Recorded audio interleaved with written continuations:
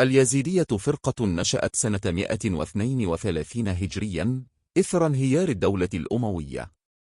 كانت في بدايتها حركة سياسية لإعادة مجد بني أمية، ولكن الظروف البيئية وعوامل الجهل انحرفت بها فأوصلتها إلى تقديس يزيد ابن معاوية، وإبليس الذي يطلقون عليه اسم عزازيل.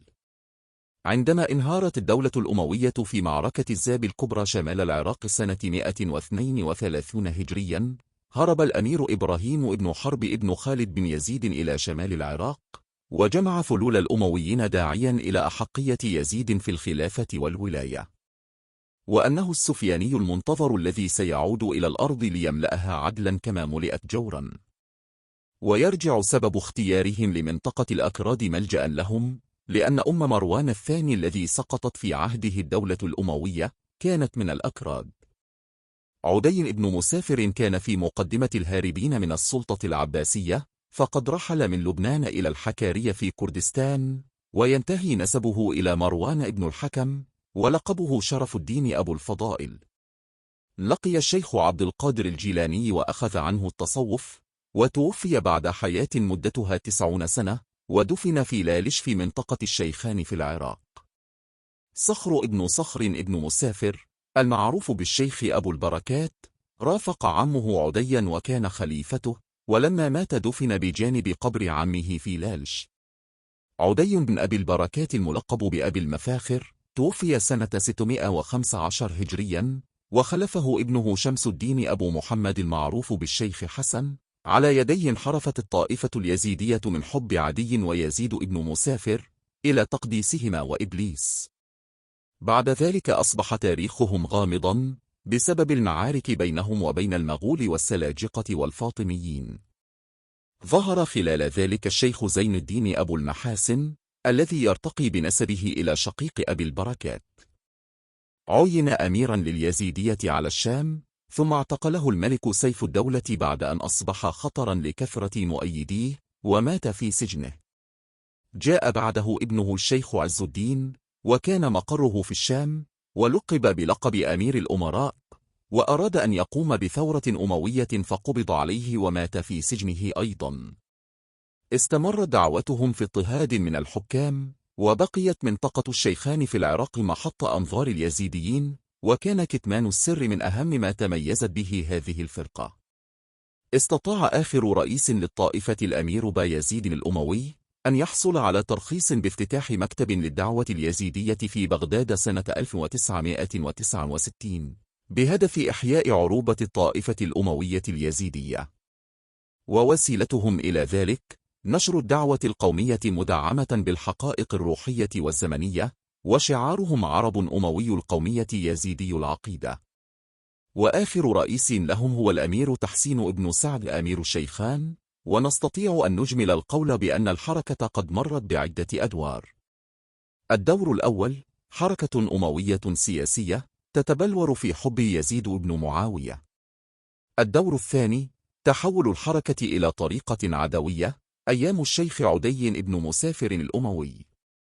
الدور الثالث انقطاع الشيخ حسن 6 سنوات، ثم خروجه بكتبه مخالفا فيها تعاليم الدين الإسلامي الحنيف. الدور الرابع خروجهم التام من الإسلام وتحريم القراءة والكتابة. حدثت معركة كربلاء في عهد يزيد، وقتل فيها الحسين ابن علي وكثيرون من آل البيت، وأخذ الشيعة يلعنون يزيدا ويتهمونه بالزندقة وشرب الخمر. بعد زوال الدولة الأموية بدأت اليزيدية على شكل حركة سياسية. أحب اليزيديون يزيدا واستنكروا لعنه بخاصة، ثم استنكروا اللعن بعامة. وقفوا أمام مشكلة لعن إبليس في القرآن، فاستنكروا ذلك أيضا، وعكفوا على القرآن يطمسون بالشمع كل كلمة فيها لعن أو لعنة أو شيطان أو استعاذة، بحجة أن ذلك لم يكن موجودا في أصل القرآن، وأن ذلك زيادة من صنع المسلمين، ثم أخذوا يقدسون إبليس في القرآن. وترجع فلسفة هذا التقديس لديهم إلى عدة أمور، منها لأن إبليس لم يسجد لآدم، وبذلك يعتبر الموحد الأول الذي لم ينس وصية الرب بعدم السجود لغيره، في حين نسيها الملائكة فسجدوا. إن أمر السجود لآدم كان مجرد اختبار، وقد نجح إبليس في هذا الاختبار فهو بذلك أول الموحدين، وقد كافأه الله على ذلك بأن جعله طاووس الملائكة ورئيسا عليهم، ويقدسونه كذلك خوفا منه، لأنه قوي إلى درجة أنه تصدى للإله وتجرأ على رفض أوامره، ويقدسونه كذلك تمجيدا لبطولته في العصيان والتمرد. أغوى إبليس آدم بأن يأكل من الشجرة المحرمة، فانتفخت بطنه فأخرجه الله من الجنة. إبليس لم يطرد من الجنة، بل إنه نزل من أجل رعاية الطائفة اليزيدية على وجه الأرض.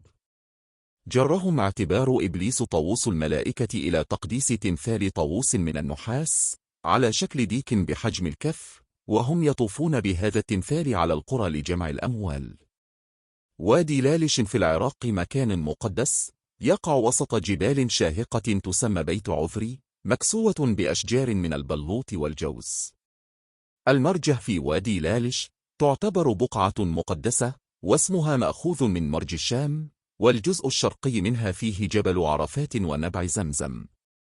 لديهم مصحف رش فيه تعاليم الطائفة ومعتقداتها، والشهادة عندهم أشهد الله واحد ويزيد حبيب الرب. يصومون 3 أيام من كل سنة في شهر كانون الأول، وهي تصادف عيد ميلاد يزيد بن معاوية. الزكاة تجمع بواسطة الطاووس، ويقوم بذلك القوالون وتجبى إلى رئاسة الطائفة. يقفون يوم 10 من ذي الحجة من كل عام على جبل عرفات في لالش بالعراق. يصلون في ليلة منتصف شعبان، ويزعمون أنها تعوضهم عن صلاة سنة كاملة. الحشر والنشر بعد الموت سيكون في قرية باطت في جبل سنجار، حيث توضع الموازين بين يدي الشيخ عدي الذي سيحاسب الناس، وسوف يأخذ جماعته ويدخلهم الجنة. يترددون على المراقد والأضرحة كمرقد الشيخ عدي والشيخ شمس الدين وعبد القادر الجيلاني، ولكل مرقد خدم، وهم يستخدمون الزيت والشموع في إضاءتها.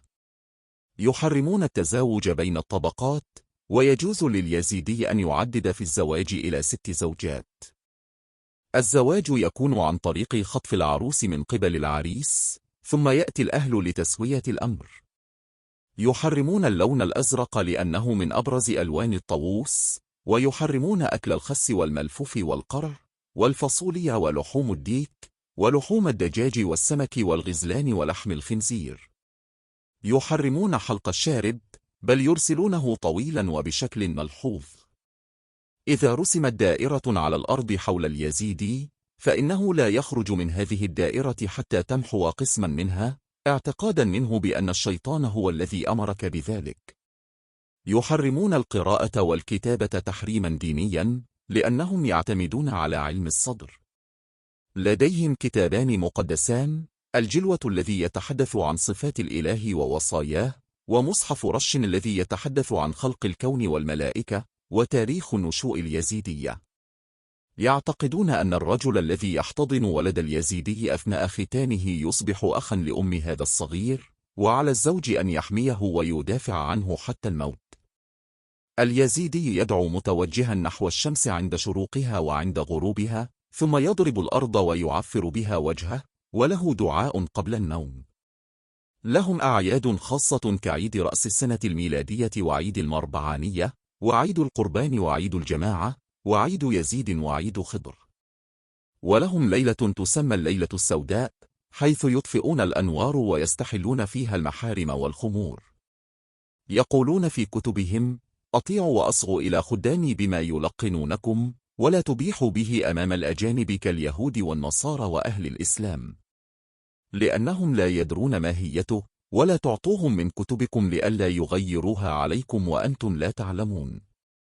يحترمون الدين النصراني، حتى إنهم يقبلون أيدي القسس ويتناولون معهم العشاء الرباني. ويعتقدون بأن الخمرة هي دم المسيح الحقيقي، وعند شربها لا يسمحون بسقوط قطرة واحدة منها على الأرض، أو أن تمس لحية شاربها. أخذوا عن النصارى التعميد، حيث يعمد الطفل إلى عين ماء تسمى عين البيضاء، وبعد أن يبلغ أسبوعا يؤتى به إلى مرقد الشيخ عدي حيث زمزم، فيوضع في الماء وينطقون اسمه عاليا: طالبين منه أن يكون يزيديا ومؤمنا بإبليس. عندما دخل الإسلام منطقة كردستان كان معظم السكان يدينون بالزرادشتية، فانتقلت بعض تعاليم هذه العقيدة إلى اليزيدية. داخلتهم عقائد المجوس والوثنية، فقد رفعوا يزيدا إلى مرتبة الألوهية، والتنظيم عندهم الرب ثم يزيد ثم عدي. أخذوا عن الشيعة البراءة، وهي كرة مصنوعة من تراب مأخوذة من زاوية الشيخ عدي، يحملها كل يزيدي في جيبه للتبرك بها، وإذا مات توضع في فمه وإلا مات كافرا. إن المنطقة التي انتشروا بها تعج بالديانات المختلفة كالزرادشتية وعبدة الأوثان، واليهودية والنصرانية والصوفية من أهل الخطوة. وقد أثرت هذه الديانات في عقيدة اليزيدية بدرجات متفاوتة، وتنتشر هذه الطائفة في سوريا وتركيا وإيران وروسيا والعراق، ولهم جاليات قليلة في لبنان وألمانيا وبلجيكا. يبلغ تعدادهم حوالي 120 ألف نسمة، منهم 70 ألفا في العراق والباقي في الأقطار الأخرى، وهم مرتبطون جميعا برئاسة البيت الأموي. هم من الأكراد، إلا أن بعضهم من أصل عربي، ولغتهم هي اللغة الكردية، وبها كتبهم وأدعيتهم وتواشيحهم الدينية. لهم مكتب رسمي مصرح به، وهو المكتب الأموي للدعوة العربية في شارع الرشيد ببغداد.